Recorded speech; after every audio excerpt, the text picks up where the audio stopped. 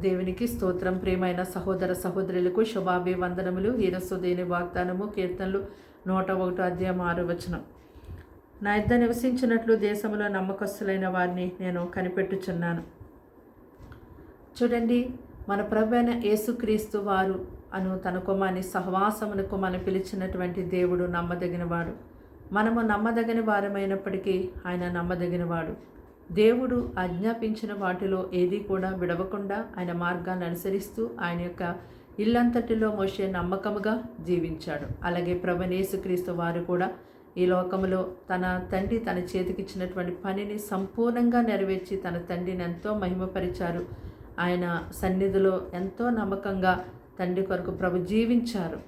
అలాగునని ప్రభు మార్గములో ఉన్నటువంటి నీవు దేవుని యొక్క సన్నిధిలో ఎన్నో తీర్మానాలు చేసుకొని వాటన్నిటినీ కూడా మరిచిపోయి విడిచిపెట్టి జీవిస్తున్నావేమో.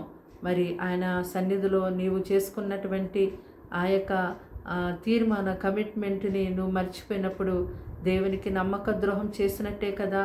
అయితే దేవుడు మాత్రము ఆయన సన్నిధిలో ఆయన ప్రజలు ఆయన కొరకు నమ్మకస్తులుగా ఉండాలని ఎంతో కనిపెట్టి చూస్తూ ఉన్నాడు.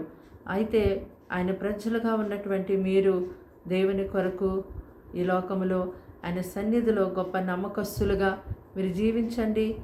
మీరు జీవించే ఆ నమ్మకమైనటువంటి జీవితాన్ని బట్టే మన తండ్రి అయిన దేవునికి ఎంతో మహిమ కలుగుతుంది. ప్రార్థన. దేవానికి వందనములు, స్తోత్రాలు, స్తుతులు చెల్లిస్తున్నాం తండ్రి.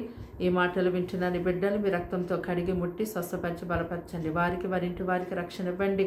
వారి కుటుంబాల్లో ఉన్న శోధనలు తొలగించండి. వారికి ఉన్నటువంటి అప్పు సమస్యల నుంచి వారిని విడిపించండి. అయ్యా, సర్వ సమృద్ధిని వారికి దయచేయండి. మంచి పోషణ ఇచ్చి వారిని ఆశీర్వదించండి.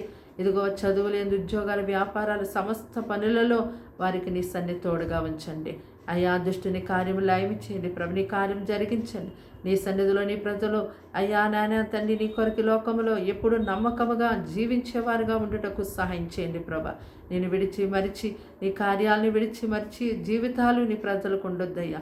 ఎల్లప్పుడూ కూడా నీకు నమ్మకస్తులుగా ఉండే ఆ మనస్సును స్థిరమైన జీవితాన్ని నీ ప్రజలకు ఎంతో గొప్పగా దయచేయమని దీవించి ఆశీర్వదించి ఈ దినమంతా సహాయం చేయమని యేసుక్రీస్తు నామములో ప్రార్థన సమర్పించి అడిగి వేడుకుంటున్నాం తండ్రి.